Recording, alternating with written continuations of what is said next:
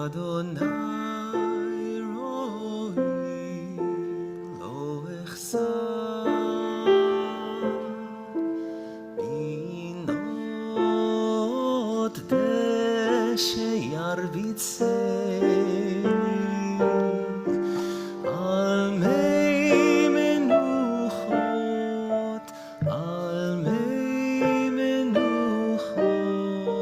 yenach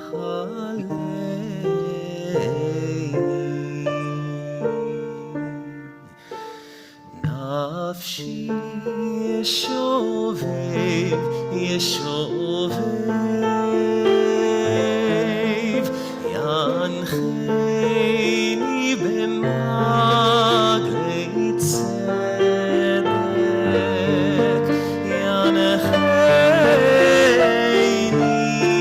b'maglei tzedek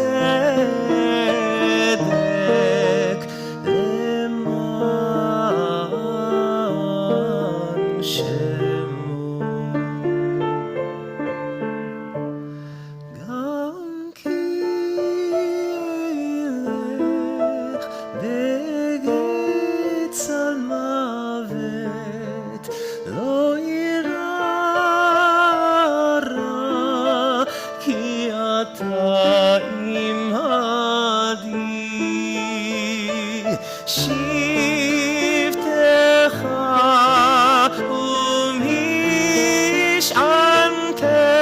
umish'antecha hema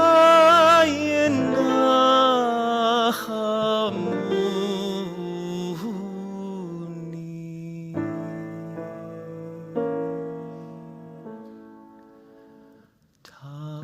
taroch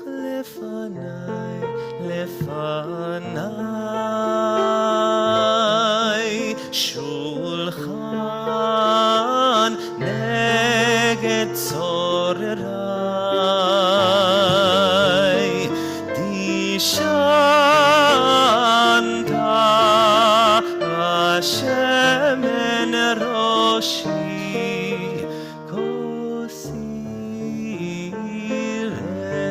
revaya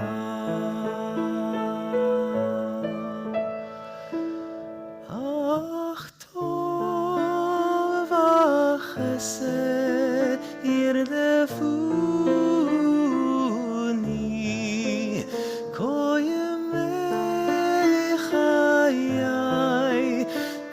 yemei chayai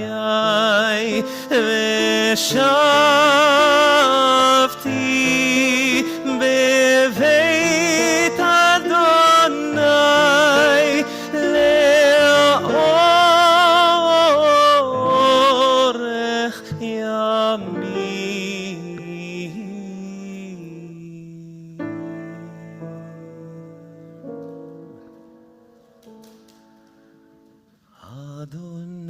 Adonai roi lo echsar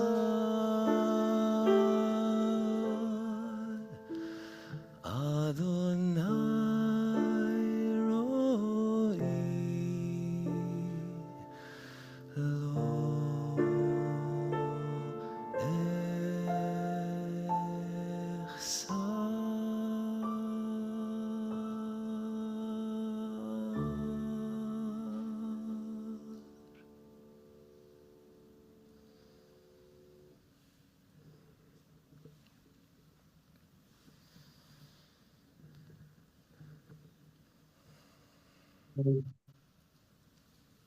Welcome, everyone.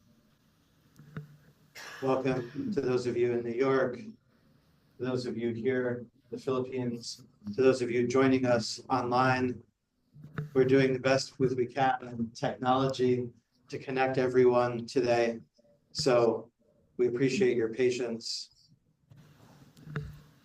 To everything, there is a season and a time to every purpose under heaven. A time to be born and a time to die, a time to plant and a time to pluck up that which has been planted. a time to kill and a time to heal, a time to break down and a time to build up, a time to weep and a time to laugh, a time to mourn and a time to dance, a time to cast away stones and a time to gather stones together, a time to embrace and a time to refrain from embracing, a time to seek and a time to lose, a time to cast, to keep, and a time to cast away, the time to rend and the time to sow, the time to keep silence and the time to speak, the time of love and the time of hate, the time of war and the time of peace. Tonight, at this time, this morning in New York, at this time, we're gathered to mourn our dear, dear family member and friend, Michael Elliot Levine, Michael ben Yehuda Halevi of Devorah. Michael, the son of Julius and Dora.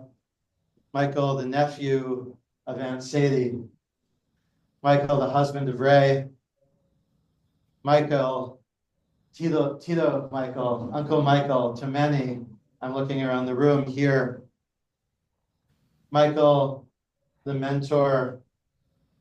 Michael, with his wisdom. Michael, with his love. Michael, with his warmth, with his quiet confidence. Michael, as the father of a community and the mentor of so many people in his generation and beyond his generation. Just yesterday, or Tuesday, at CBST's staff meeting, when we heard the news about Michael, people shared some of their memories. And one person pointed out that one of the things that Michael did most amazingly was leading meetings. Even the hardest conversations, Michael was really good at having and leading, making space for people.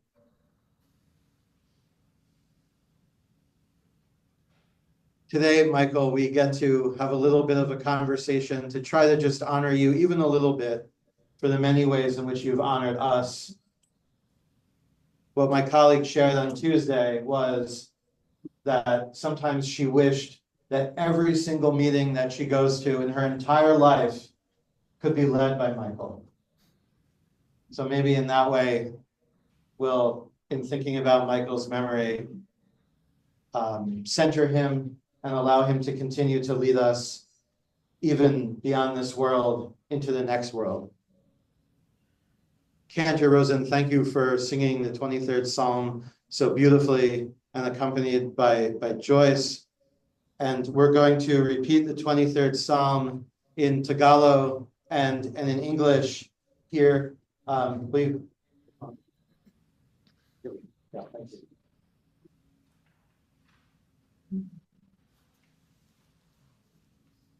This is Christine. Yes. Hello, everyone. Yeah. Can I start? Yeah. Psalm 23. Ang Panginoon ay aking pastor, hindi ako mangangailangan. Kaniyang pinahihiga ako sa sariwang pastulan. Pinapatnubayan niya ako sa skibing ng mga tubig na pahingahan. Kaniyang pinapananauli ang aking kaluluwa. Pinapatnubayan niya ako sa mga landas ng katuwiran, alang-alang sa kanyang pangalan. Oo, bagaman ako ay lumalakad sa libis ng lilim ng kamatayan, wala akong katatakutang kasamaan, sapagkat ikaw ay sumasama sa akin. Ang iyong pamalo at iyong tungkod ay nagsisialiw sa akin. Iyong pinaghahandaan ako ng gulang sa harap ko sa harapan ng aking mga kaaway. Iyong pinahira ng aking ulo ng langis, ang aking saro ay inaapawan. Tunay na ang kabutihan at kaawaan ay susunod sa akin sa lahat ng mga kaarawan ng aking buhay. At ako'y tatahan sa bahay ng Panginoon magpakailanman. A Psalm of David. Adonai is my shepherd, I lack nothing. God makes me lie down in green pastures and restores my soul. God leads me to water in places of repose. God renews my life. God guides me in the right paths as befits God's name. Though I walk in the valley of the deepest darkness, I fear no harm, for you are with me. Your rod and your staff, they comfort me. You spread a table for me in full view of my enemies. You anoint my head with oil. My cup overflows. Only goodness and steadfast love will pursue me all the days of my life, and I shall dwell in the house of the Eternal One for many long years. It's my honor to introduce Shelley Levine, who is with us online today. Shelley is Michael's brother.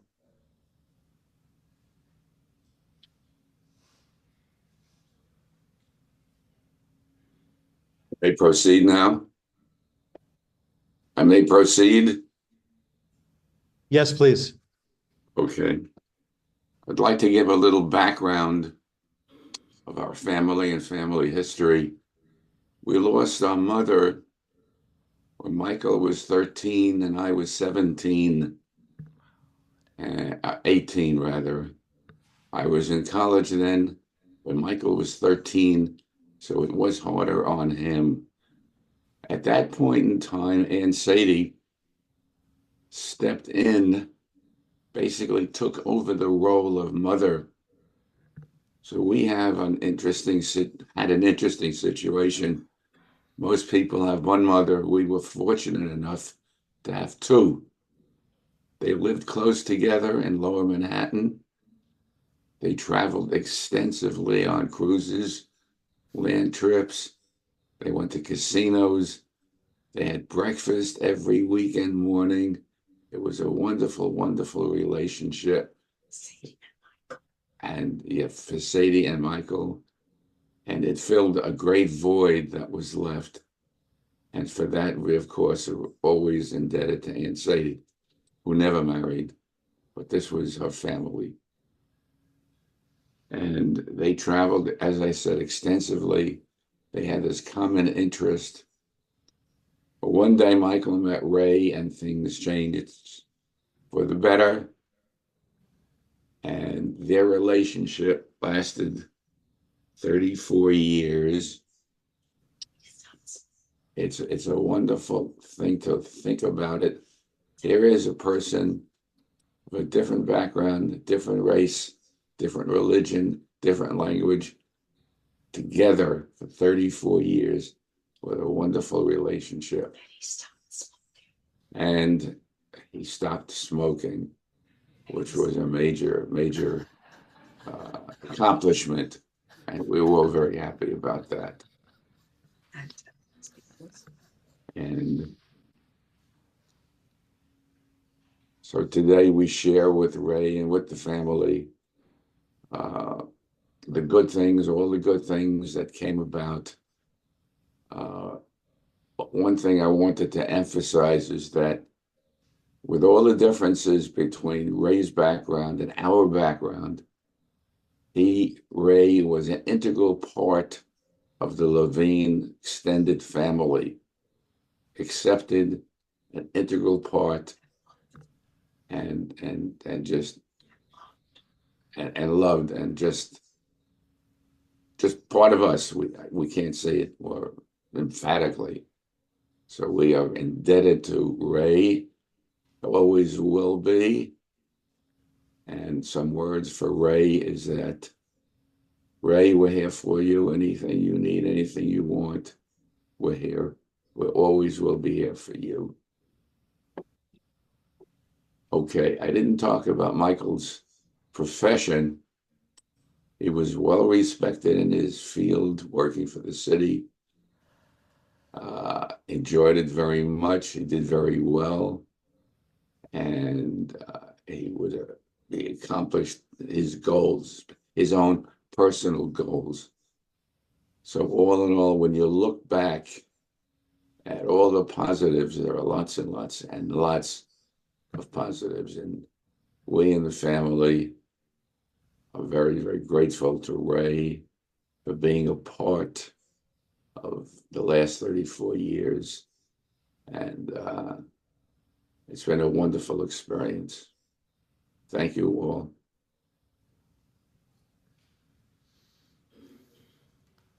Thank you very much.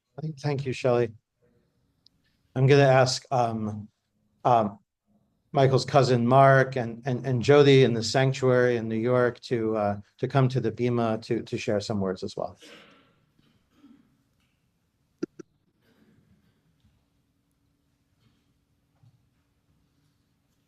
Good morning. Thank you all for being here. You know, how can you possibly explain a man's life in a small service, an hour or whatever, when a man lived 700,000 plus hours? So I'd like to share a few anecdotes and some of the things that I remember most about Cousin Michael. One was his warm hand, and I don't mean temperature-wise. It was 1963, and his uncle, Michael, my grandfather, Michael, passed away. And the cemetery is Baron Hirsch in Staten Island. And so the family schlepped out there. There was no bridge, ferries and all that. And when they went to bury Michael, my grandfather Michael, that is, because I was only 6 or 7 years old, I couldn't get that close. And Michael put his arms around me and walked me closer and closer and closer to the burial. And then they lowered the casket.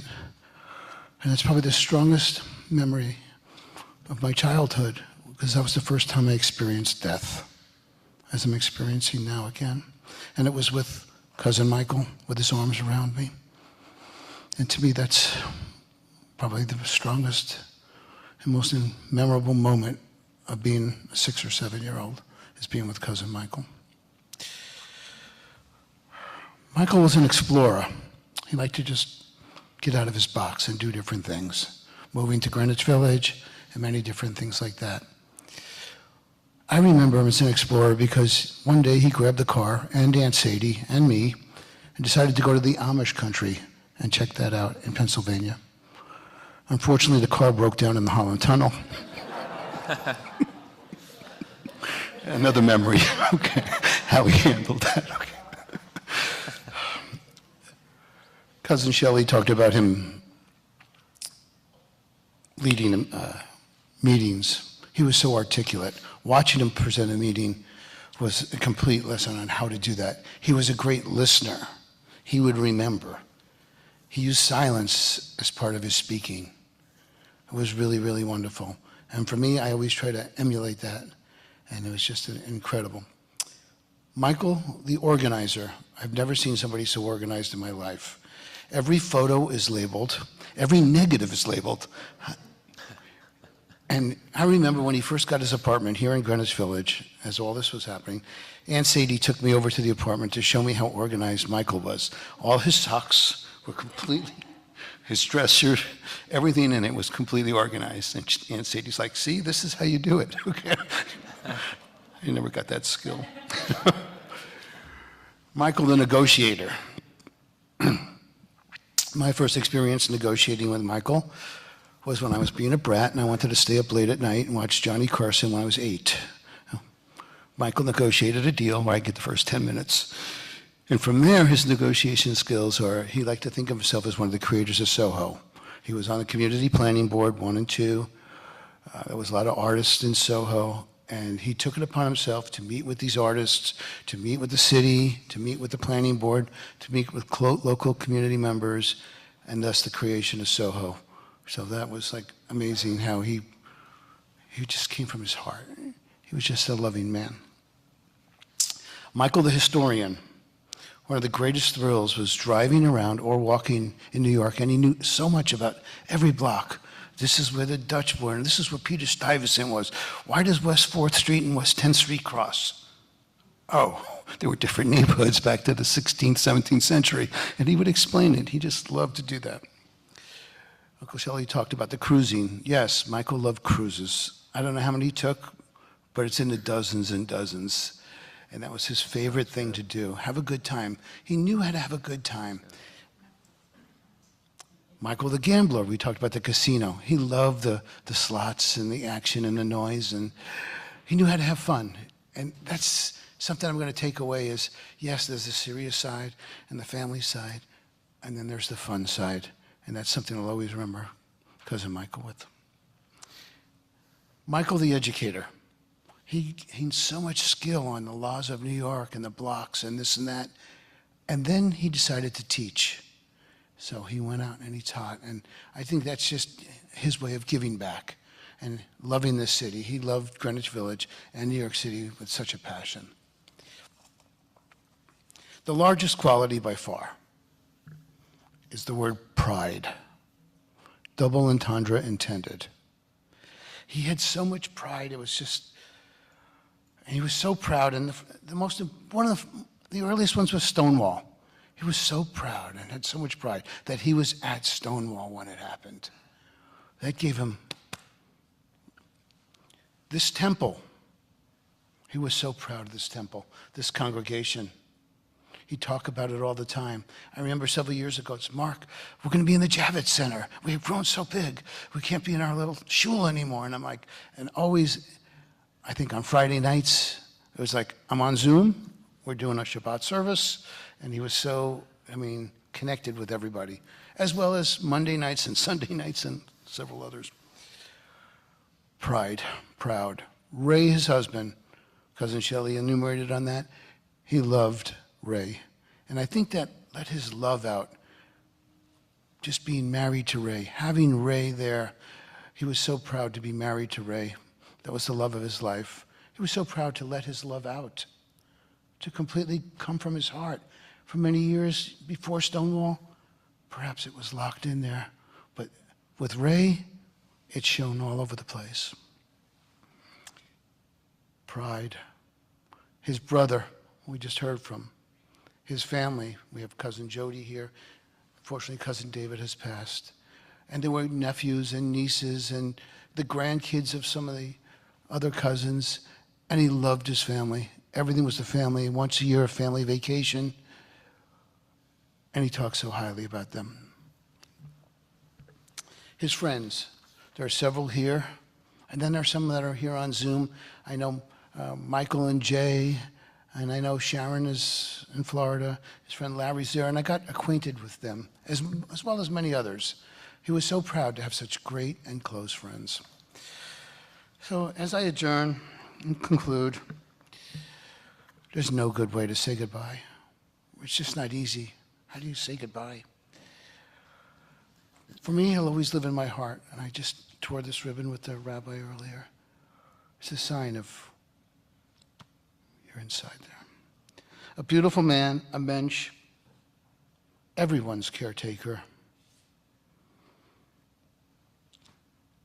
Anyways, thank you.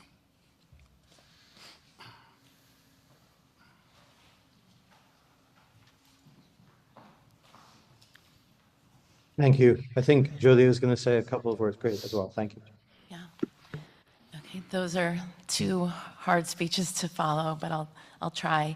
My name is Jody, and I'm Michael's niece, daughter of his brother Shelley, who you heard from.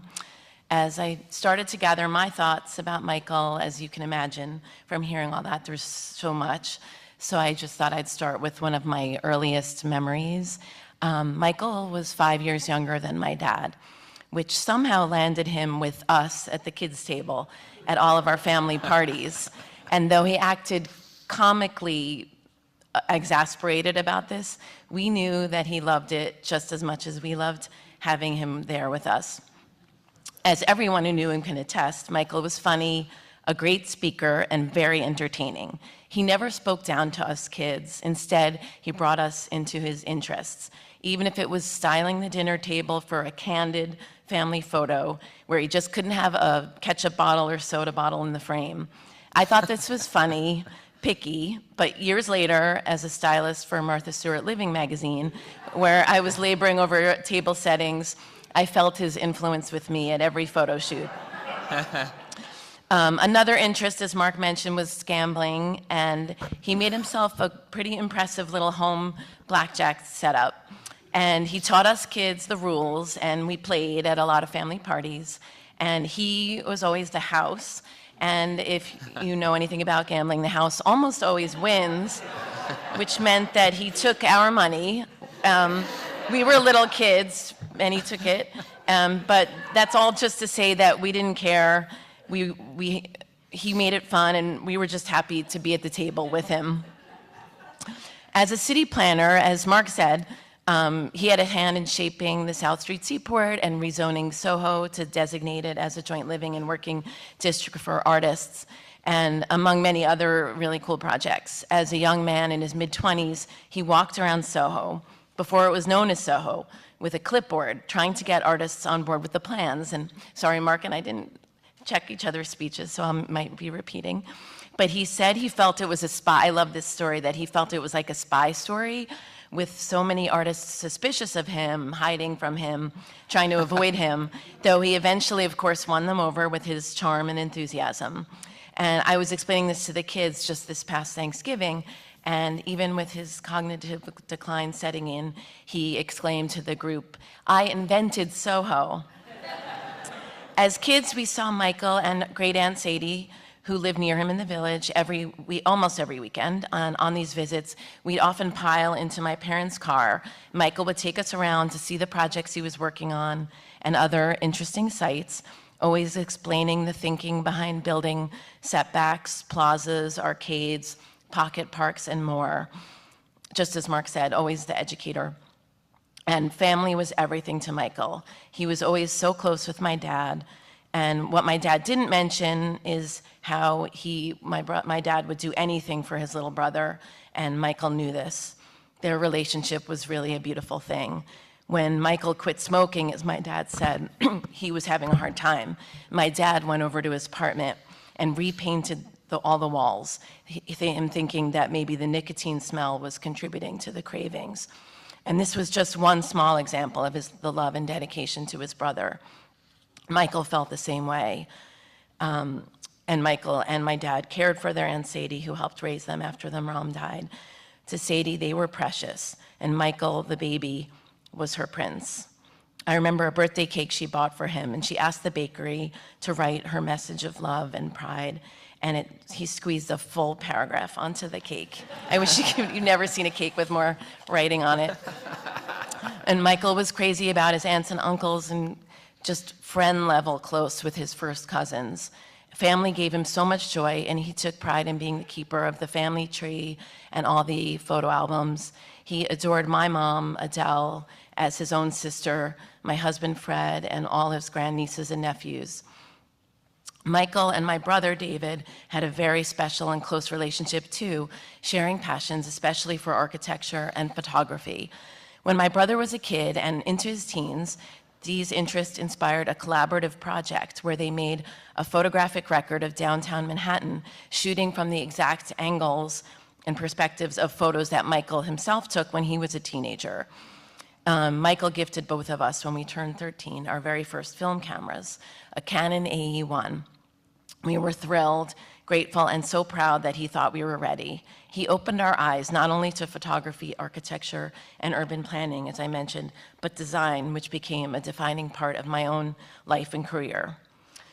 And as Mark mentioned, Michael was at Stonewall the night of the uprising in 1969. Several years ago, Michael visited my younger son, Lionel's class, as part of Pride Month, where he told the kids about his experience. Leading up to the school visit, he shared an early draft of his presentation with my son's teacher, where he had wove in explanations about Judy Garland, how she came to be a gay icon, including her struggles with addiction. While the teacher appreciated the care and thoroughness he put into his presentation, he reminded Michael that it was a second grade class and maybe keep it focused on his personal witnessing of the important event. Maybe just skip the Judy Garland addiction struggles part. He did, and as the amazing storyteller he was, brought to life the night he was not only a part of greater history, but also his own personal history. The night he realized he didn't have to hide his real self. Sorry. The kids loved him and left the class inspired. This was unsurprising. As a teacher himself at Pace University, he received glowing reviews from his students. I know this because he often printed them out and made us read them.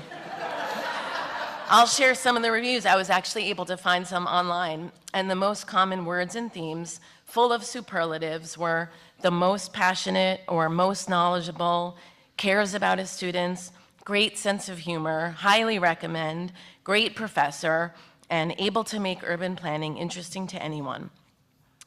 I am grateful that my two sons witnessed Mike and Ray's love for so many years.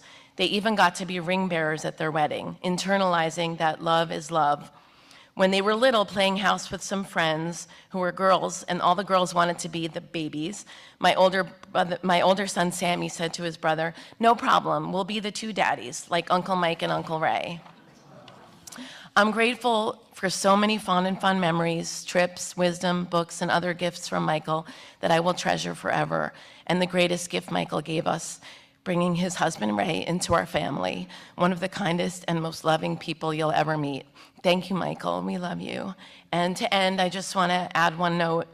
In the podcast world, as you podcast listeners know, they often say, "I'll put that in the show notes," when referring to additional information on the topics discussed. So I feel like there should be follow-up information or show notes about Michael and the breadth of his impact.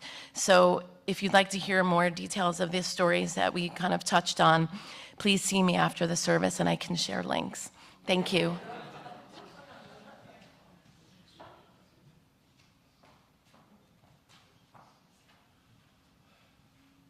Thank you so much.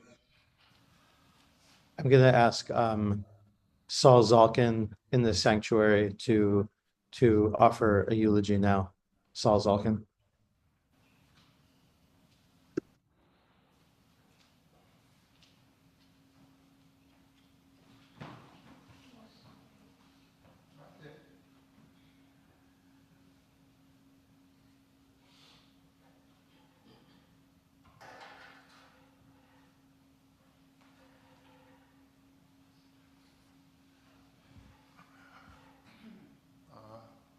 I don't know if this works. You all hear? Okay. So the first thing I want to do is to offer my own personal condolences and all of yours to Ray and to Shelley and to Adele, to Jody, who I knew when Jody was Jody, and we met, I forget when I met all the Las Vegas cousins. We must have gone out for a trip. Pardon me, but this is not part of what I wrote down.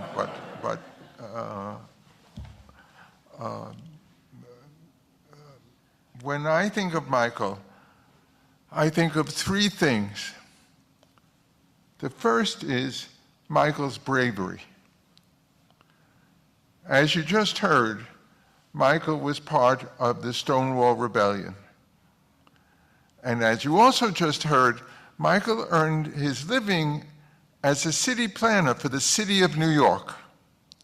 And in those days, if you got arrested for being in a gay bar, you lost your job. It's called moral turpitude. There was no reason to stay. But Michael not only stayed when everybody left the bar and the police got stuck in the bar, he stayed for hours demonstrating that this was his point, as Jody just said. This was his life. This is what he was. And okay, in his later life, his bravery appeared in a different way.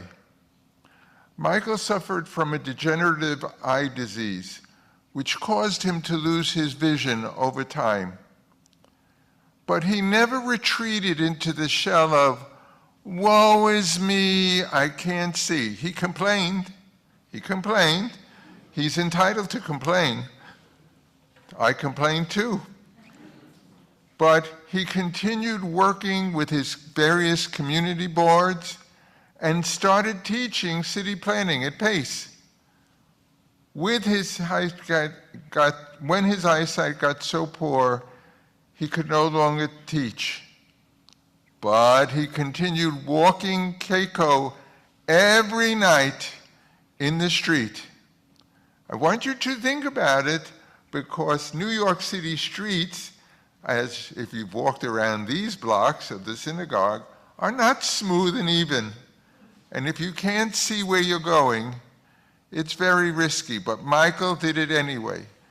And everybody in the neighborhood knew Michael was coming at that time. They would watch out for him just in case he needed it. The second thing you heard about from others is Michael loved to gamble.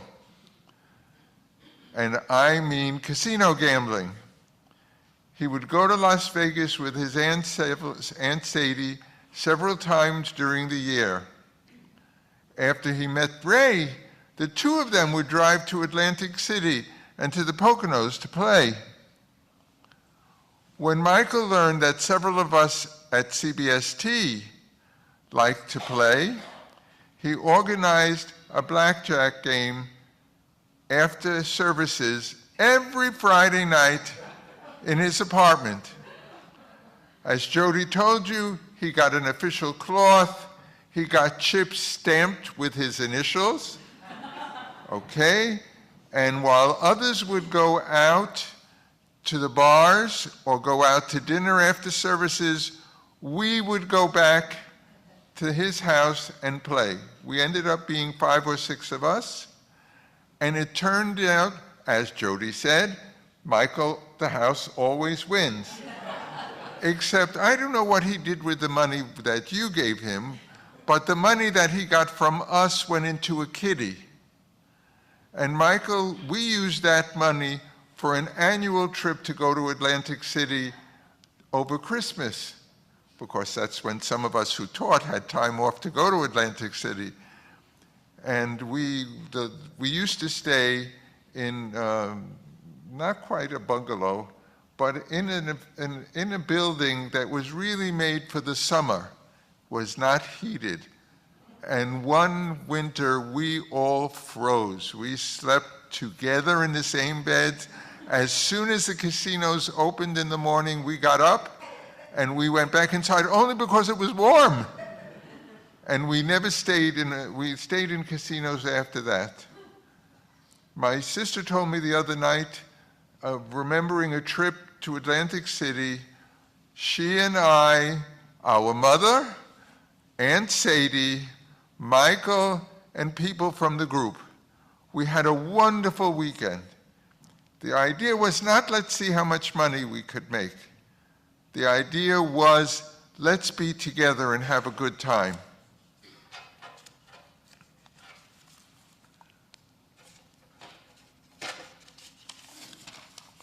For the last few months, the members of the Stan Moldovan group have been reading Rabbi Shai Held's book, Judaism is About Love. And I have been having trouble dealing with the thesis of the book. And then I realized this was Michael's third and greatest attribute. Yes, he loved his biological family, his cousins, his aunts and uncles. When he heard that his grandfather came from Europe, went to California, and had a whole different family in California, different than Michael's biological family, Michael reached out to them. He wanted to get to know them. They were mishpacha. It didn't matter. In all the time, and when Michael met Ray, there was love exploding. Mark, I think you talked about the annual meetings, annual trips the family got together with.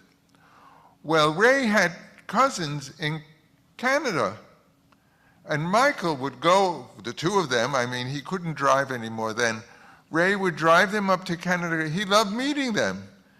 He loved, by building the house and moving to the Philippines, he loved going to the Philippines to meet family, because That's where his lovers, husbands, family was, and he loved them. Not just talk. Michael survived as chair of the board and president here at CBST because of his love. In the early days, and there's at least one other person here today, not me, who was involved politically in the early days who's here today. Board meetings would go for hours and for days because the congregation would show up, they would all have something to say, and Michael would just sit there and listen. He wouldn't fight with you. Michael never had an evil word to say about anybody. He might, well, no, I won't tell you that story.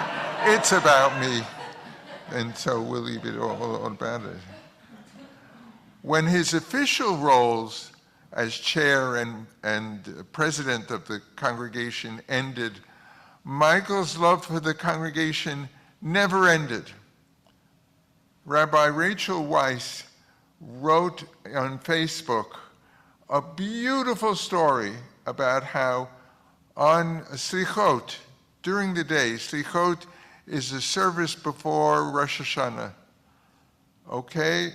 And she wrote about how he introduced her to the tradition at CBST of changing the Torah mantles from the regular daily mantles to the white mantles and the parochet, and how she did it with love because it had great meaning to him.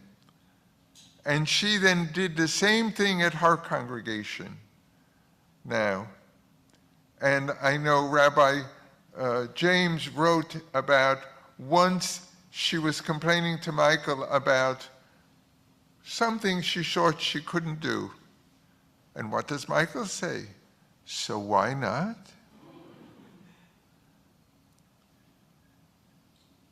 He extended his family from his biological family to members of the synagogue family. He gave New Year's Eve parties and pride parties. He invited anybody who had no place else to go that day. So you could end up with people, so many people in that one-bedroom apartment on West 10th Street, out in the hallway, because we couldn't all fit in the apartment. The only thing he asked from you is that you bring a dessert. And he never asked for equal treatment in return. If you never gave a party and you never invited him and Ray to a party, you still got invited to the party next year because he loved you. He cared for you. He wanted you to be loved and know that somebody knew who you were. I know that we will all miss Michael's love. So I have a request from Saul for you to do something to show him that love in return now. We can't show that love unless you're all planning to get on a plane and go to the Philippines tomorrow to help bury Michael. But you can, if you do want, choose a psalm, Psalm 23 or any other psalm, and recite it every morning in love of Michael Levine. Say it for as long as you want, a week, a month, 11 months.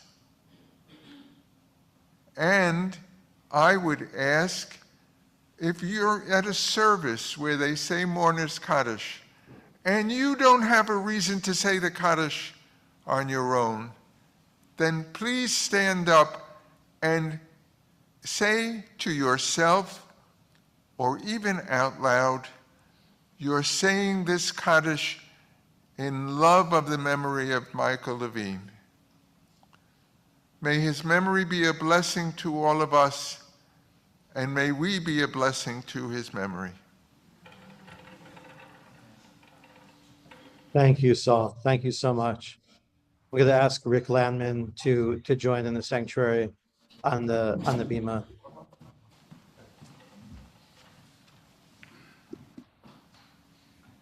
I was going to say I'll be short, but I always am. When I started working for the city of New York, Michael Levine first started under Lindsay. So these stories that you were talking about with Soho and all, he was the executive director of the Department of City Planning.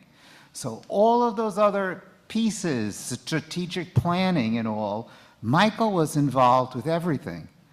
So when I became part of the board and everything at CBST, and we were moving from a little, I think we called ourselves a mom and pop shul, and then we were having people who were hired here and all.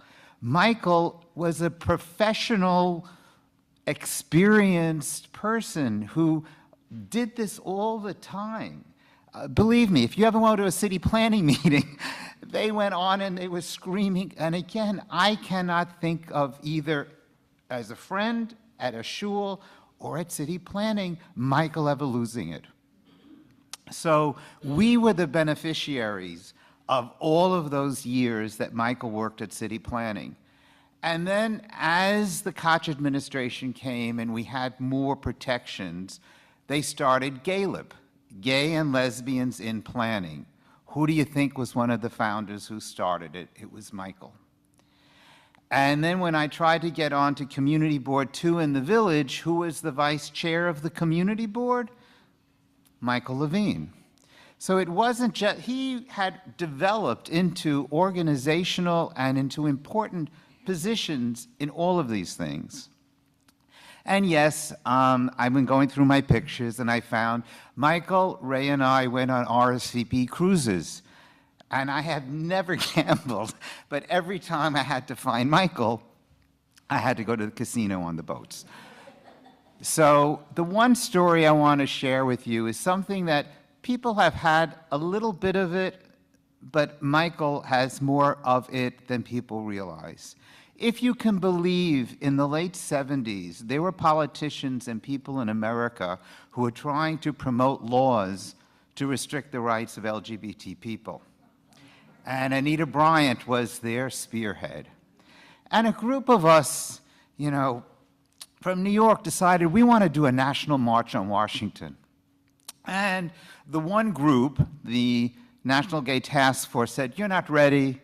You don't know how many rolls of toilet paper you need to do a national march, and crazy things. And we didn't have LGBT politicians. We had gay-friendly politicians. And they all told us, it's not your time.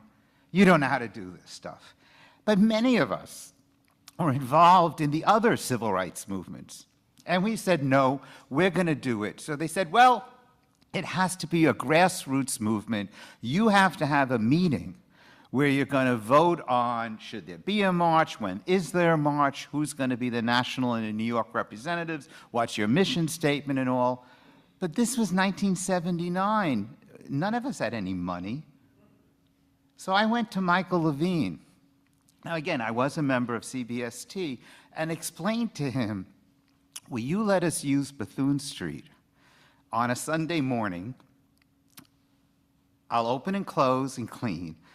I'll only serve seltzer and chocolate Entenmann's donuts.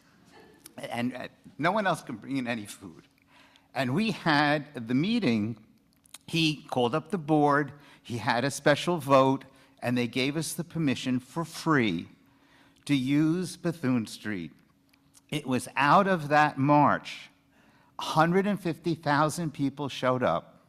And for the first time, all 50 states developed an LGBT organization. People don't remember it because the second march was much bigger. But the second march chose their date to coincide with our October 14th of '79. And Michael because he said we could use the place. No one even knows about it. But it was controversial. And because of that, the movement really took off after 1979, thanks to CBST and thanks to Michael. So I get emotional at these things. I'm just going to say, Michael, every time I look over there, I'll still see you sitting there. Thank you, Rick. Thank you so much for sharing. We're going to turn our attention to here. I'm going to ask Michael's nephew, Troy, to join us for some words. Good evening, everyone. I will be speaking in behalf of our whole family. And this is a short message for our Uncle Michael. Growing up, me and my cousins only see you in pictures, only heard your voice through phone calls, and we only know you as our Tito Ray's husband. But deep down, we all know that you are not only our Tito Ray's husband, we know you as someone who greatly and utterly loved our beloved Tito Ray. Even though the Tito Ray has no close relative in New York, and most of the time he is 1,000 miles away from his family, we are glad and thankful that he has, and of course, Kiko as his family. Meeting you for the first time, we are greeted by your warm heartedness. In a short amount of time that we had with you, you showed us how sweet and gentle you were, always telling us amazing stories and life experiences. And the one story that we all love to hear is how you met Tito Ray and how your life changes after. You happily tell us the full story as if it just happened yesterday. You came to the Philippines to live with us, and everybody in our family instantly loved you because of your charm and humor. You sure love being around with your grandkids and always asking them for kisses and always expressing how cute they were. They sure love their they sure love their Lolo Michael. We are very happy for all the experience you shared with us, even though sometimes our very loud parties slightly made you a little uncomfortable. You still try and have party with us. Uncle Michael, we know that wherever you are very happy right now, and you surely are playing with Kiko. Do not worry about leaving Tito Ray alone, because we promise you, as your family, we will do our best to take care of him. Thank you for everything, Tito Michael. We will surely miss you. We love you, our Tito Michael. Thank you so much. I'm going to also invite Michael's sister-in-law, Vivian, to share a few words here.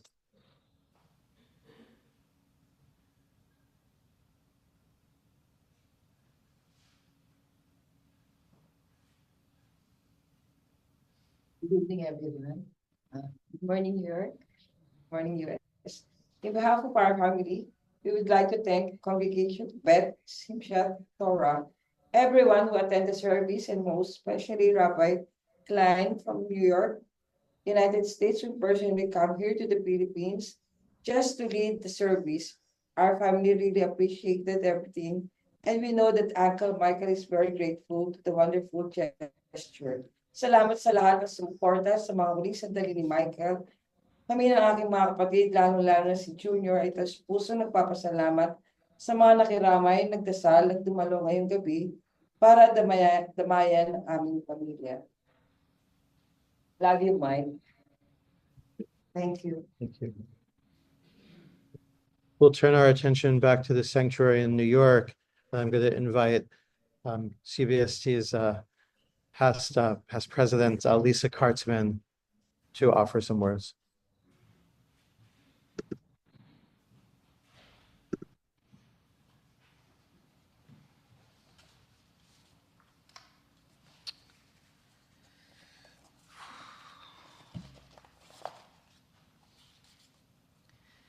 If you're lucky, as you move through life, you have mentors. Sometimes you ask a person directly to mentor you. Sometimes a person comes along who simply assigns themselves to you. As part of the founding group who formed CBST, Michael enjoyed assigning himself as a mentor to many of us. Michael attached himself to me at very specific moments in my long journey here at CBST. We weren't regular buddies that hung out together, but we shared a deep, meaningful, decades-long relationship that was more of a teacher to student or elder to next generation. I've told the story of being one of Irving Cooper Berg's kids. For many of us in those early years, it wasn't only about learning in Irving's shadow. Several of the founders of CBST were keenly aware of their roles to the next generation, to those who would stand on their shoulders and sustain this community.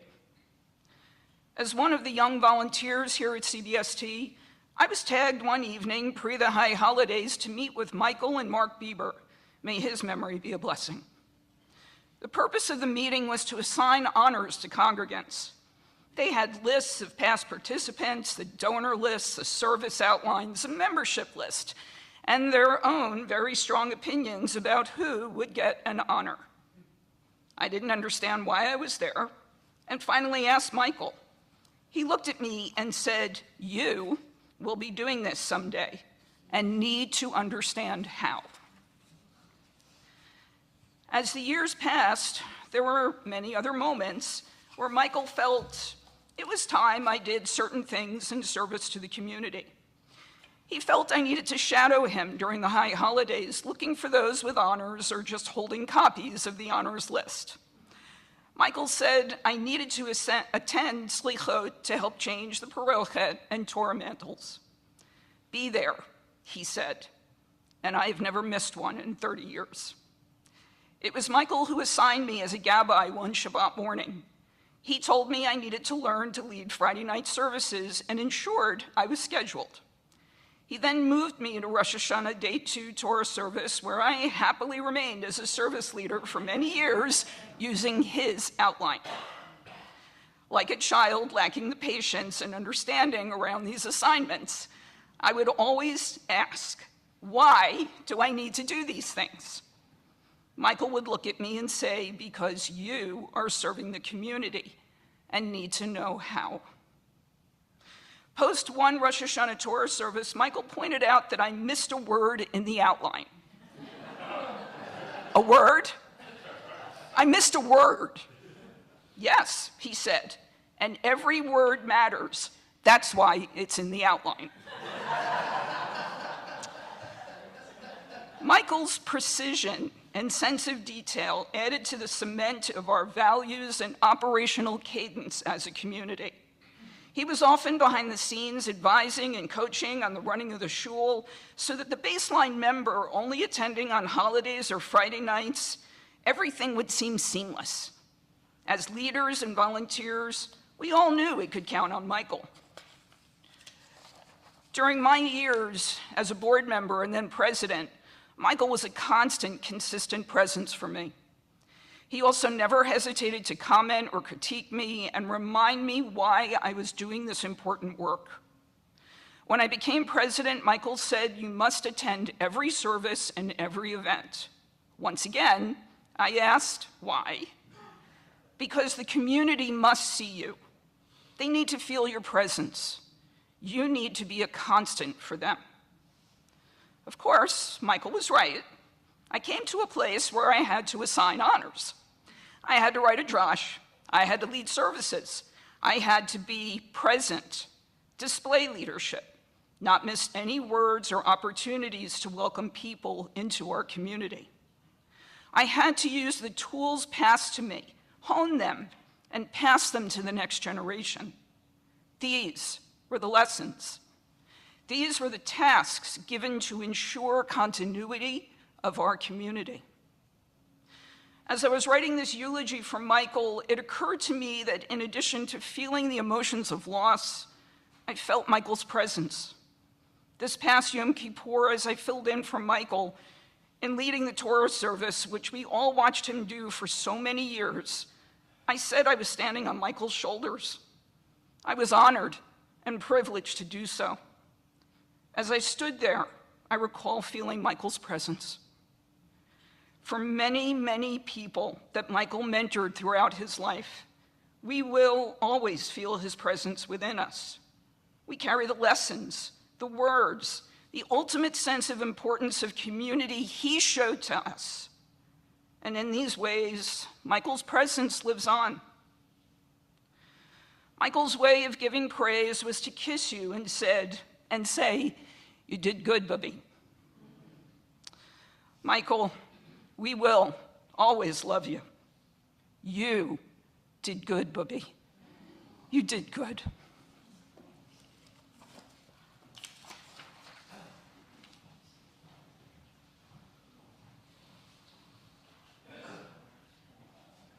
Thank you. Thank you so much, Lisa. I'm going to ask Larry Finkelstein in the sanctuary to offer a few words.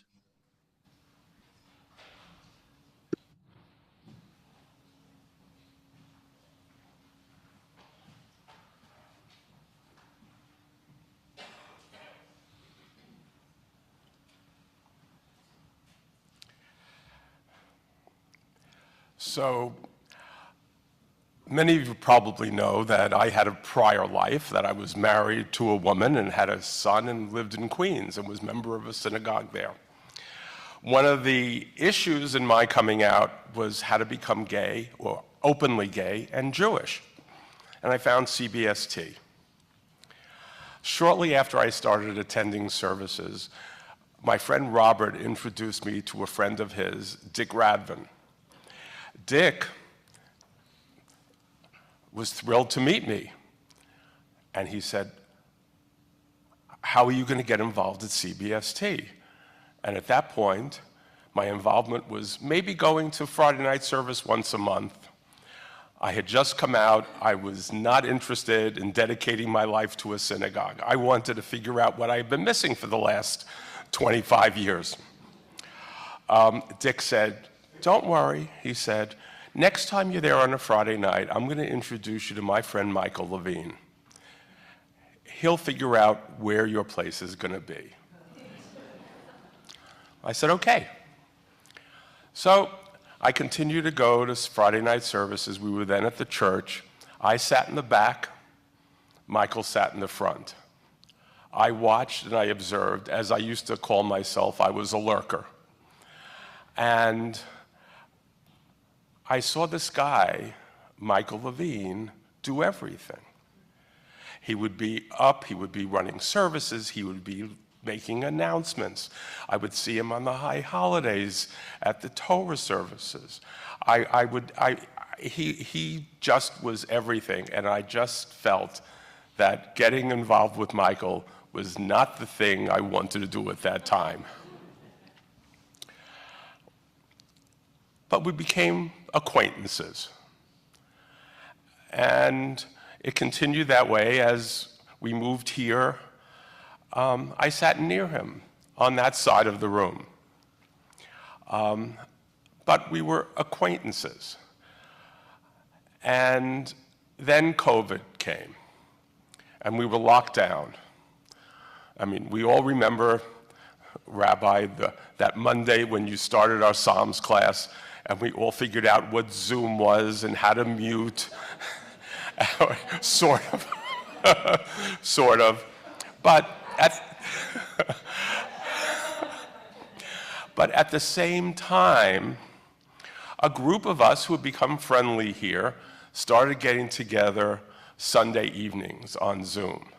It was Sharon Golub, her mother Edith in Florida, Michael, Rafaela, Stacy, and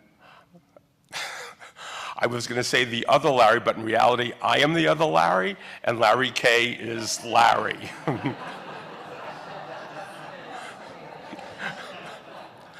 and Ruth Berman. And we would get together on Zoom through those difficult days, you know, when we were all locked down, and on Sunday evenings, we just got together and schmoozed. Sometimes we played poker. Edith was unbelievable. I mean, for those of you, Edith is now 104 years old and living in Florida, and Sharon is with her now. And, but in those years, Edith, who was only about to turn 100, was living alone in her apartment and would get on Zoom. And she would play poker with us, with an online poker game, and she won. We weren't playing for money, unlike Michael, who would have been playing for money, but and Michael would be frustrated because she would win. And that's continued literally to this past Sunday night. As a result of that, I got to know Michael much better. Then, beginning with our first live service here after the lockdown, I began picking Michael up at his apartment.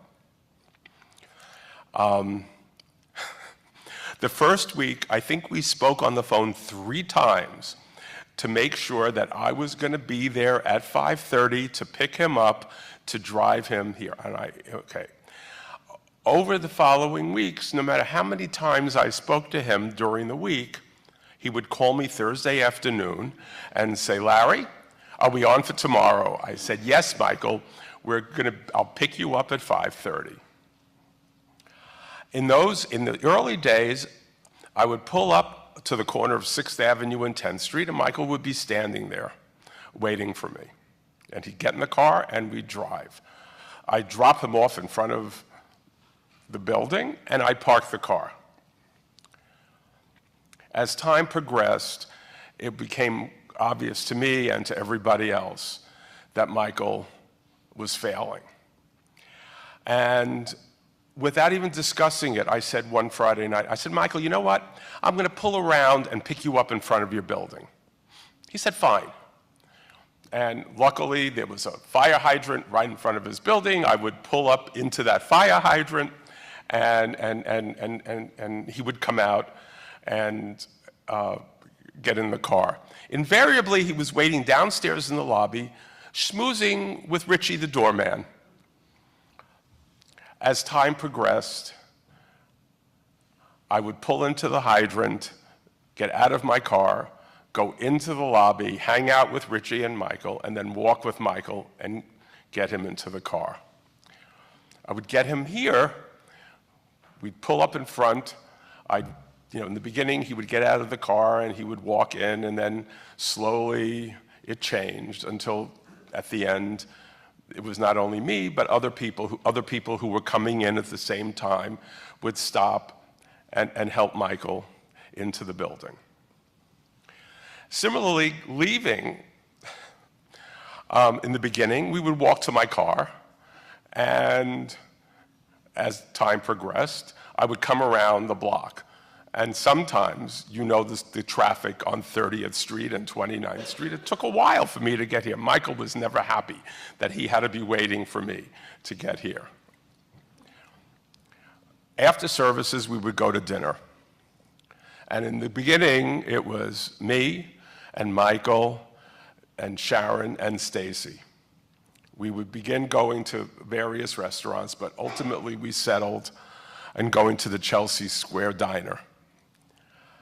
And we would sometimes be joined by Michael and Andy, and sometimes by Jay and Michael. And in case you haven't noticed, there are lots of Michaels here, as there are Larrys. But it got to the point where we would walk in, the waiter would come with a mug of coffee, black, put it down in front of Michael before he even sat down. And we would look at the menu, and the waiter would say, "Michael, you're going to have a Michael tonight?" And the Michael was a cheeseburger, nothing else on the bun, nothing else on the plate except French fries. No tomato, no lettuce, no pickle, no coleslaw, just a cheeseburger and French fries. And that was what he had every Friday night. And they did it every Friday night. At the same time, Michael and Ray would had what appeared to be a great social life, because all I heard about was Michael going out to dinner with Jay and Michael. They would go to Jean's. They would go out to dinner on 11th Street in the Village. Or they would go to dinner at an Italian restaurant in Little Italy. And I would say, Michael, what did you have this last week? Oh, chicken parm. It continued, and I soon found out that Friday night was cheeseburger and coffee. Every other night when he went out to dinner was chicken parm. Michael was not an adventurous eater. And so, when Michael came back from his first trip to the Philippines after COVID, the first year Ray was able to go by alone, but Michael wasn't a citizen, so he couldn't go. The following year, Michael went with him. And we all wanted to know about his trip. And he summed it up. Oh, the family was great, everything was terrific, but they can't make a hamburger in the Philippines.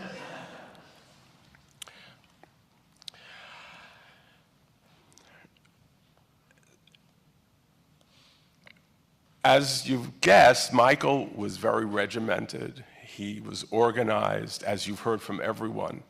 He knew what he was doing, and he did it. And the same thing happened here every Friday night. As you all know, we sat in the same seat every Friday night. Every Friday night, we would stand for the Katsi Kaddish. And every Friday night, at that point, Michael would get up and turn and go to the men's room.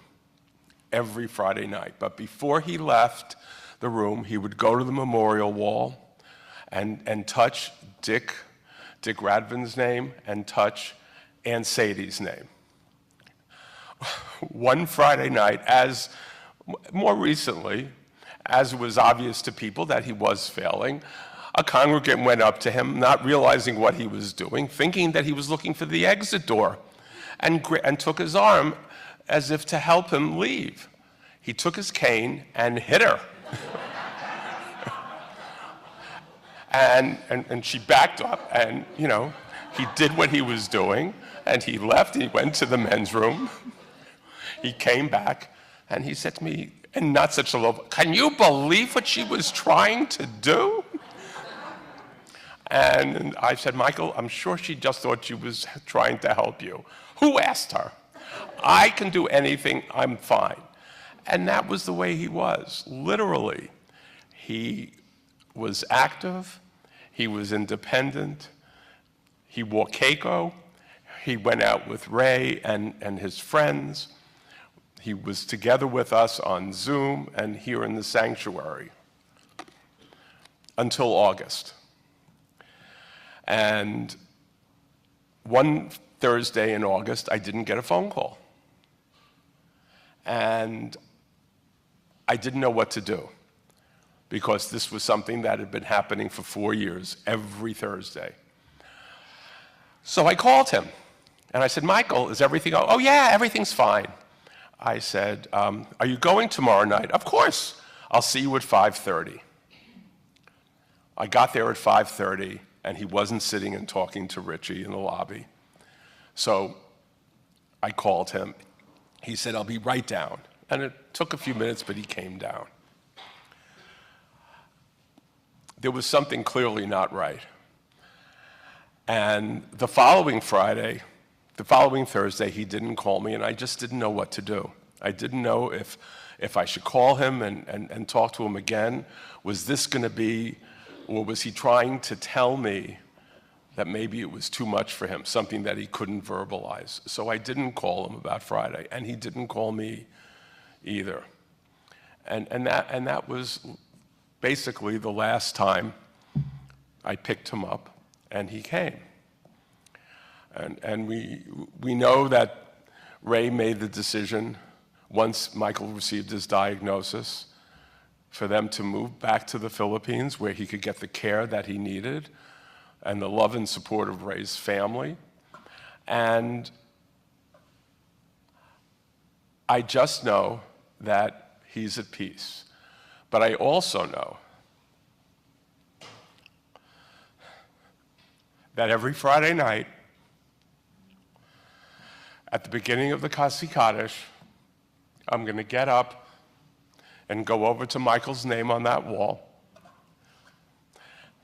and touch his name and remember Michael as I always will. Thank you, Larry. Thank you so much. You got a lot of good smiles coming from us here in the Philippines. It's my great honor to introduce CBST's Senior Rabbi Emerita, Rabbi Sharon Kleinbaum.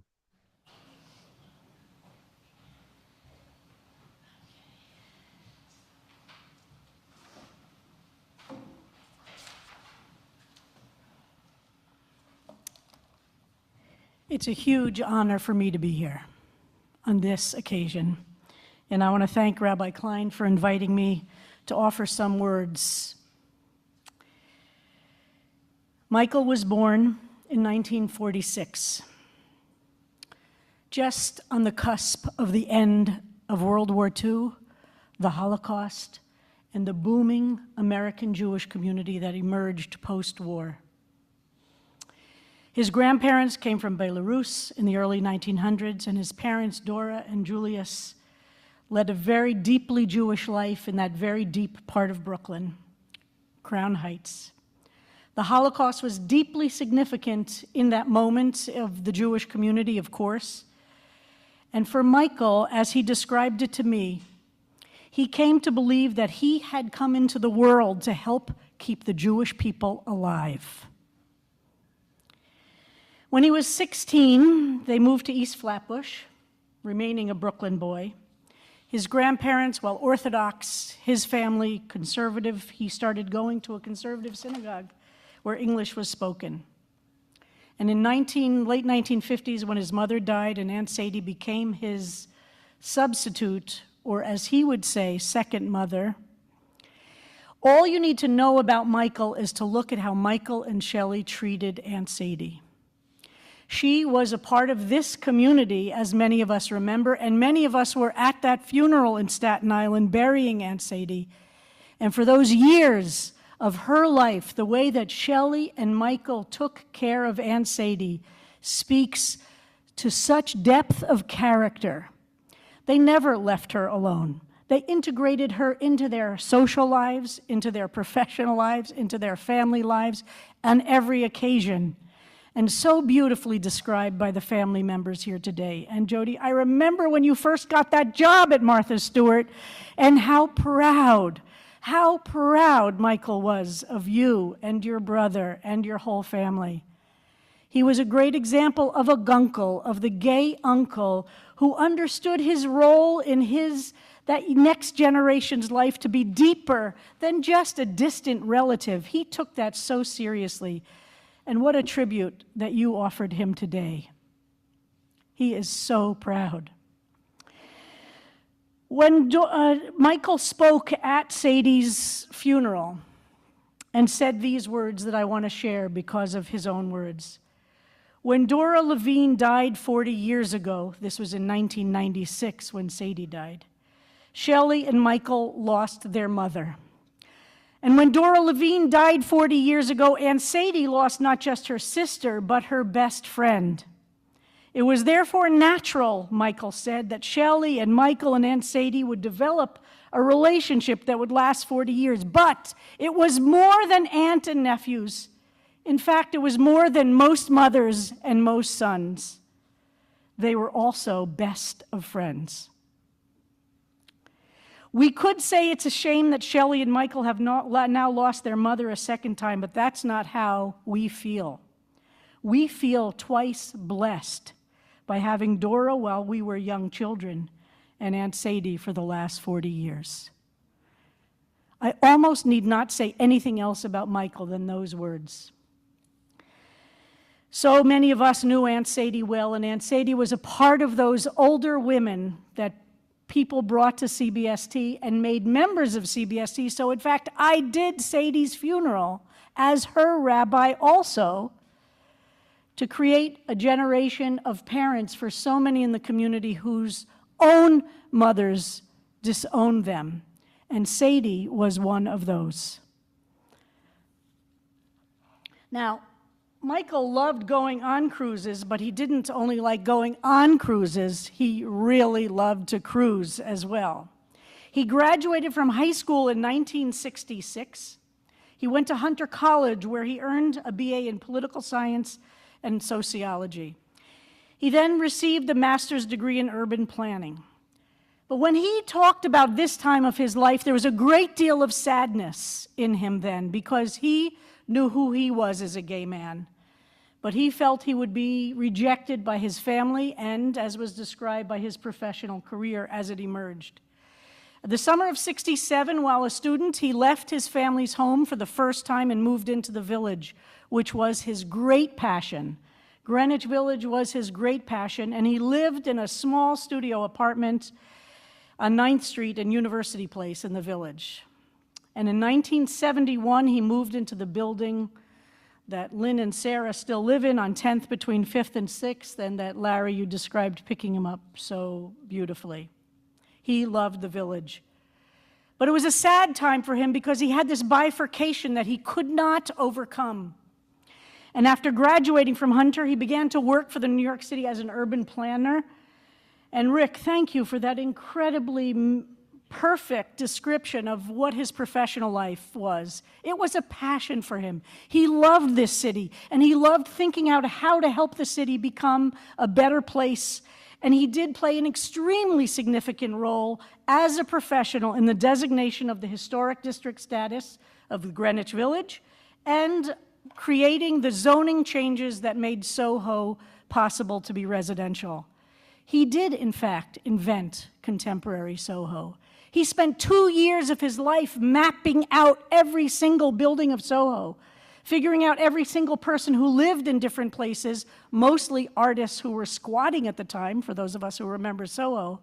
And he was the one who led the city through the process of changing the zoning so that it was possible to live in what was previously zoned only for industrial use. But at this time, while he was working so hard for the city planning and very deeply involved, of course, with his family, he was coming out in the Village as a young gay man of the late 60s and early 70s. He was at Stonewall frequently, not just on that June 28th date of 1969. And he was terrified to be out to his family. And he often described that moment at Stonewall was not just political. It didn't just change us as a movement. All of a sudden, his family was saying, "Michael, are you okay? We heard about this raid on a gay bar." And he thought, oh my God, they know. And of course, everybody knew it was hard to meet Michael and not know. Nobody organizes socks in a closet like that unless you are a gay man. Bill Hipsher, I'm looking at you. Before Rosh Hashanah of 1974, he was at Marie's Crisis. And some friends asked him if he knew there was a gay synagogue. He hadn't. He was looking for a synagogue community, but he described going from synagogue to synagogue in the Village of that time. But of course, everybody would say to him, "Michael, do you want to meet my niece or my daughter or my granddaughter?" And he stopped going to synagogue entirely, even though being Jewish was deeply important to him. In this period, he lost Judaism as he was managing the excitement and exhilaration of being a young gay man in the Village in the late 60s and early 70s. But at Marie's Crisis, he heard about CBST. A more perfect story one can't imagine. So he went for the first time on Yom Kippur in 1974. He first came to CBST. Services were then for the high holidays at the Church of the Beloved Disciple on 14th Street. And he described coming up to the service and entering, how perfect is this, at the Torah service. Hearing the Torahs being taken out from the ark, seeing the Torah being processed around the community, and he said, "I am home." In 1975, he was elected to the board of directors, serving as secretary, and then for 3 years as chair of the board. The term president didn't start being used until the 90s, so in that period, he was the chair of the board for those years. And he did many things as chair of the board, and I want to give him some credit for some of those things that he did then. And I know the moment is late, but I want to honor the work he did for our community in that moment. He oversaw all the rules governing committees, developed committee structure. He loved the role of being a master administrator. He understood there was an art form in making things work well. He was so beloved in his role of organizing what was complete chaos at that time that after he left his position, he became CBST's parliamentarian. I once asked him during a particularly contentious CBST annual meeting, which went from 7 p.m. to 2 a.m. that particular year that Michael was chairing, how he managed to not lose his cool, and how did he know all of that Robert's Rules of Orders that he was constantly using to keep things going on. He said, first of all, Rabbi, you've never been to a planning meeting, and I run all of the city planning meetings for zoning. This is nothing compared to that. And secondly, he went over to whisper to me, sometimes I just make those rules up. It's all about how you say it and with what kind of authority you say it. Michael Levine was beloved by all the different rabbinical interns and rabbis who have served here. And as Senior Rabbi Emerita, I want to acknowledge the role that so many rabbis have played with him and learned from him. And Lisa, you did a magnificent job of describing Michael as the ultimate mentor. He saw it as part of his DNA, and he was thrilled when his mentees did well. He would give criticism and offer critique, but he wanted us all to succeed. And he took so much deep pleasure in watching that. But of all the rabbis who have served at CBST, I must say that Rabbi Ayelet Cohen was the closest to Michael Levine, and I'm so moved that you're here today. The relationship that Rabbi Cohen had with Michael Levine was deeper than anybody else in the synagogue in my 32 years here. And largely it evolved from a relationship of rabbi and congregant to when Rabbi Cohen was working on the book and on the history, it was to Michael she turned over and over again for hours and hours and hours of meetings, because none of the CBST photos were saved in an organized manner. None of the CBST archives were organized.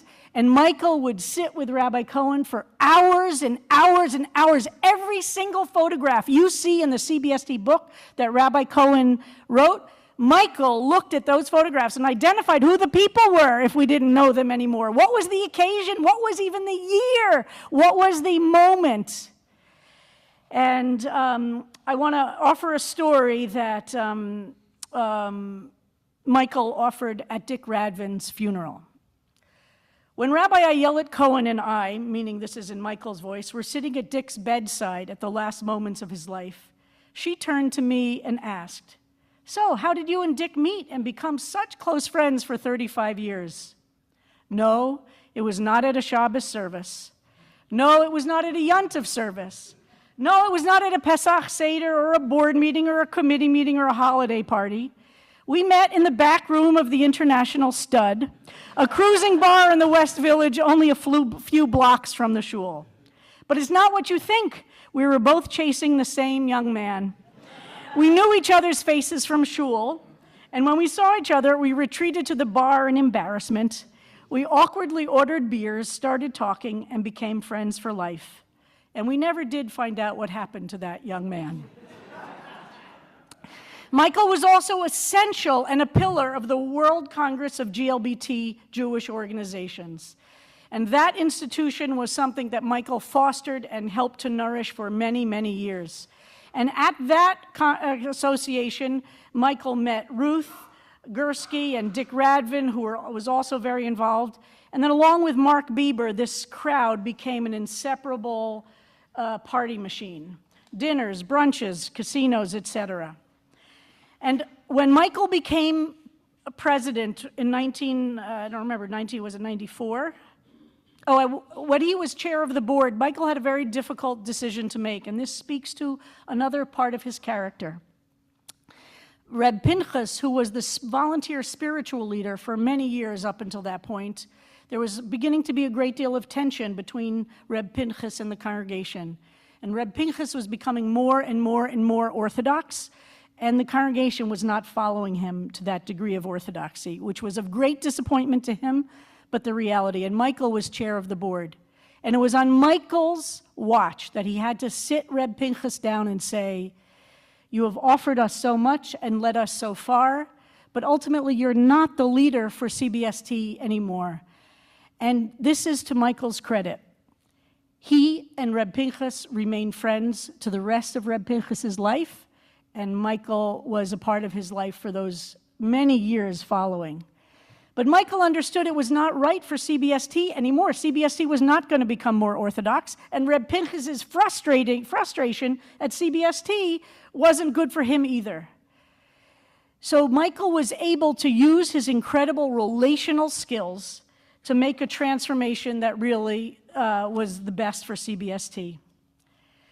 So a few final words. I just want to share maybe my favorite story about Michael and me, which is that he repeated anytime he introduced me to somebody, was in those early years at Bethune Street. Michael always sat with Irving Cooperberg in the row behind where I sat. And one Friday night, I realized I had forgotten my drosh back in my office. Those of you remember that, where the office was. And Michael ran back to get it from me. I said, "Michael, it's on my desk." So he comes back and he says, "Rabbi, I just found a piece of paper with 3 words on it." I said, "That's the drosh." So he said he loved to tell that story, but it's not in that story that I learned so much from him, but that he took such delight in the people he loved. To build the Mishkan, which is this week's Parsha, in the Parsha of Truma, we learn the incredible details that are involved in building the menorah, the ark, the ark of the covenant, literally, which now in our tradition is the ark that holds the Sefer Torah, to build the Ner Tamid, all of the details. It is mind-numbing in detail. Michael was someone who loved those details that are necessary in building a community.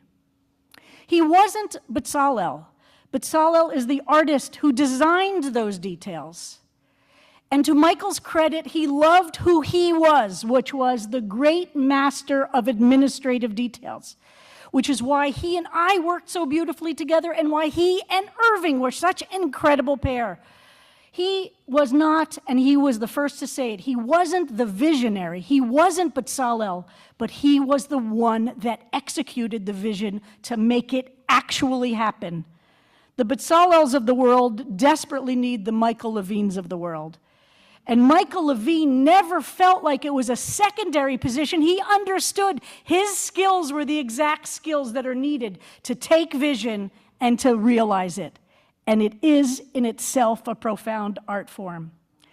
Michael also was open to new ideas.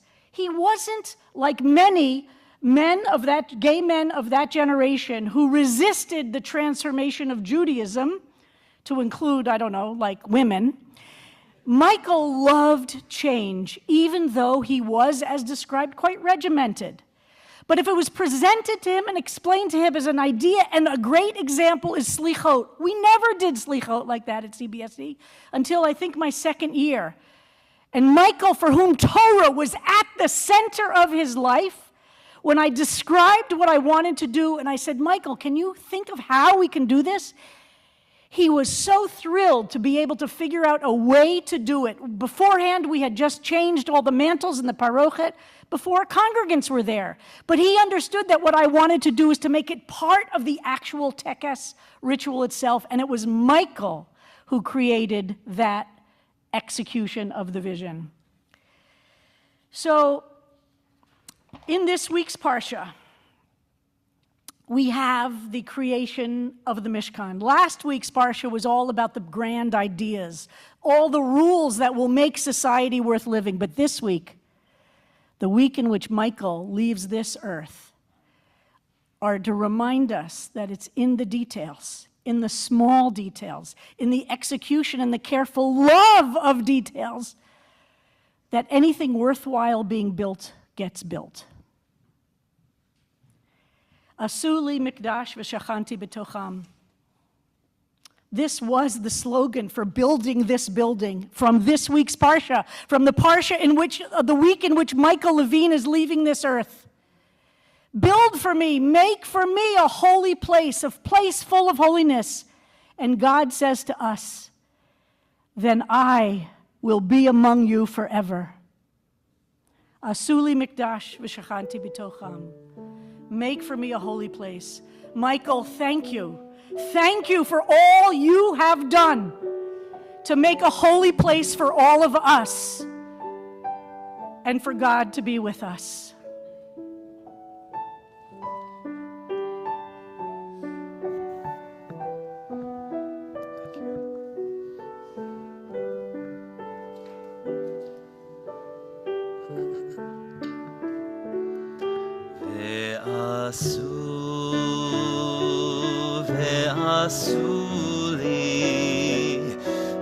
ועשו לי מקדש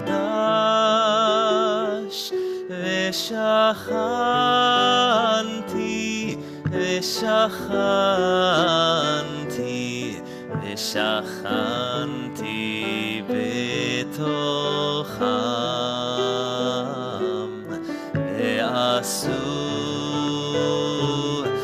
ועשו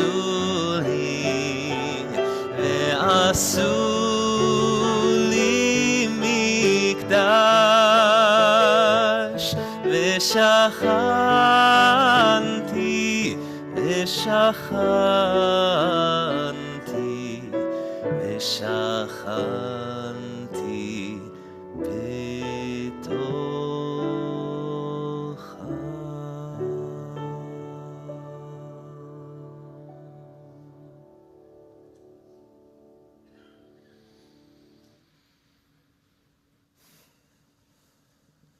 Thank you, everyone. Thank you, Andrew. I'm going to ask that we all rise across oceans and seas and continents. We can take a moment to think about forgiveness. If there were any regrets that any of us have had, to ask for Michael's mechila, Michael's forgiveness between this world and the next. And I'm going to ask Cantor Rosen to lead us in the memorial prayer in Hebrew, and then I will lead it in English.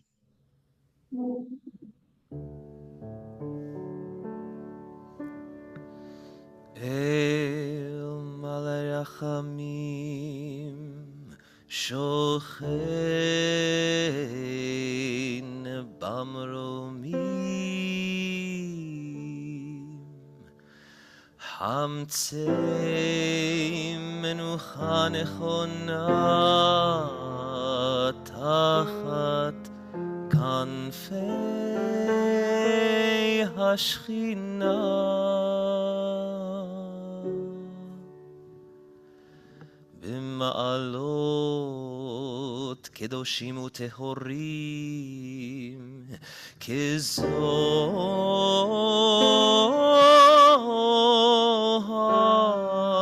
הרקיע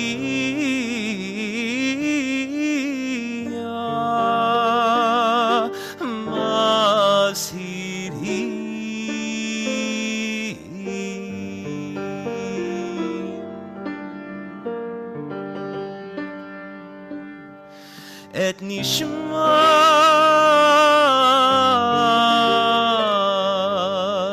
מיכאל בן יהודה הלוי ודבורה שהלך לעולמו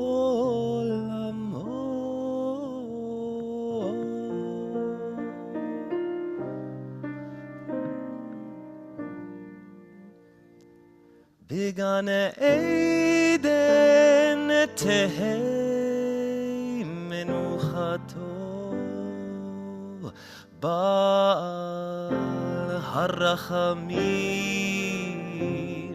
יסתירהו בסתר כנפיו לעולמים.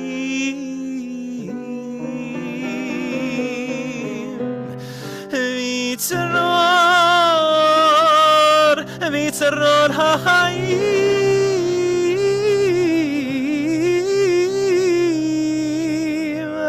את נשמתו.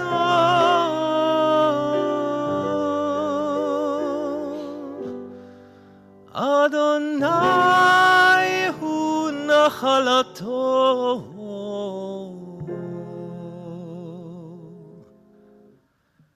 וינוח בשלום על משכבו, ונאמר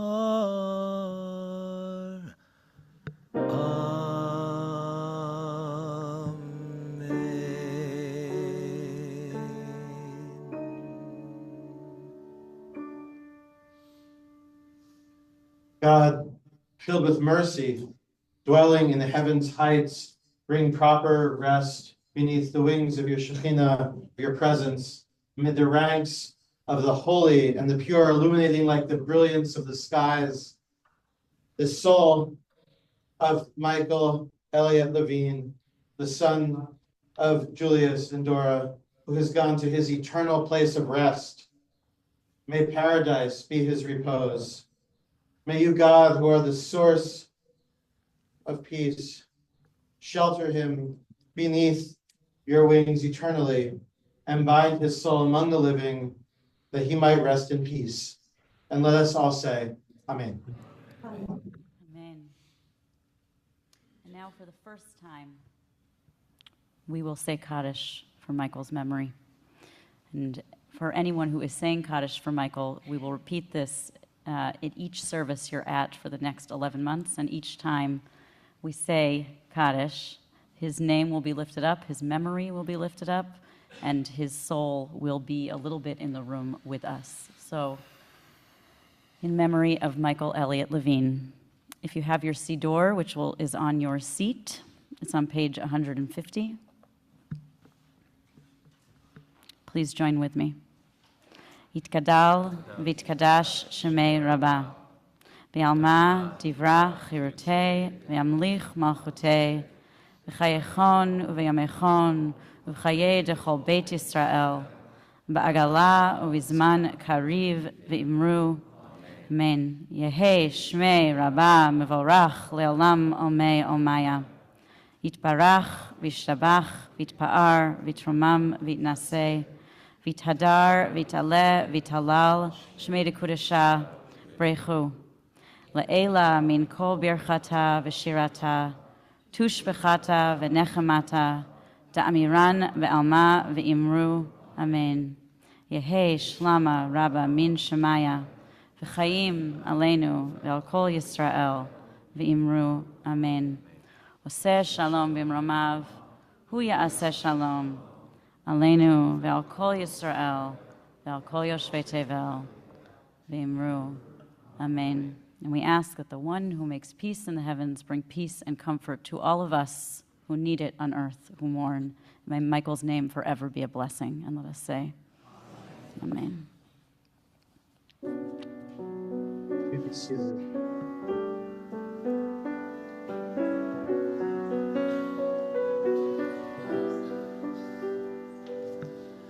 In the rising of the sun, we remember. In the blowing of the wind, we remember. In the opening of buds, we remember. We remember.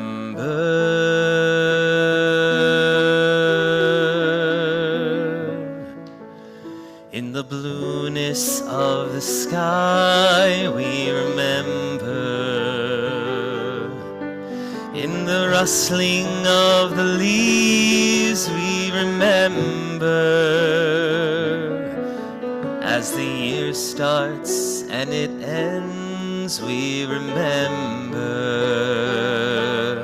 We remember.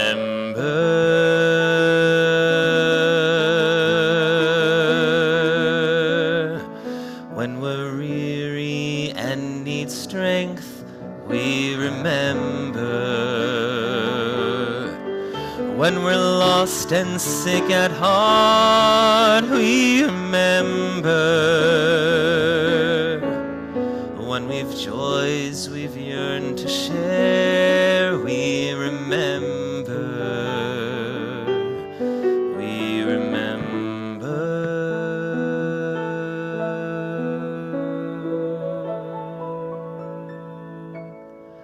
We remember.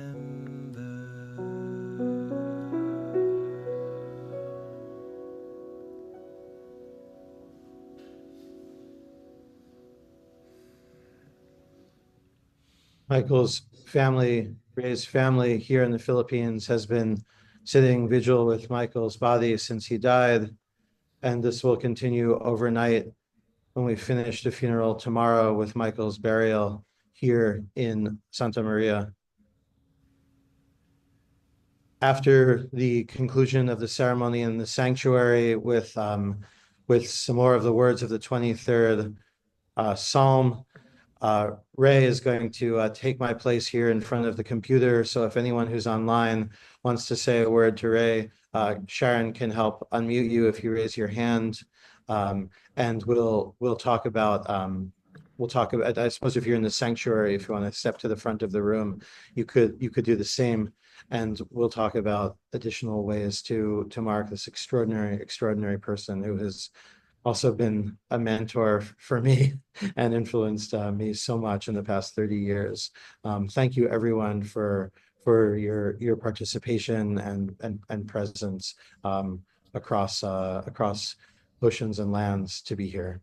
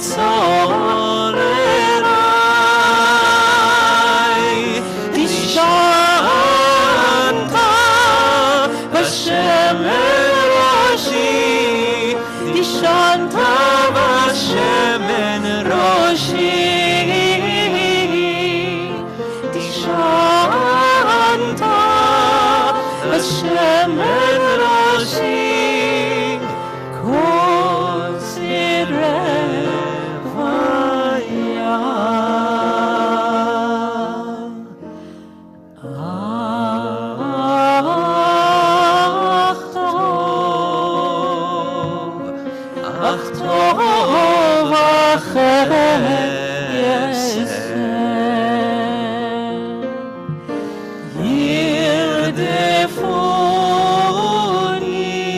ירדפוני כל ימי חיי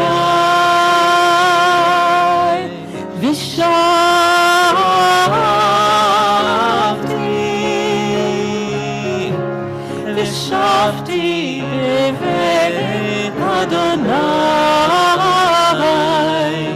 ושבתי בבית אדוני לאורך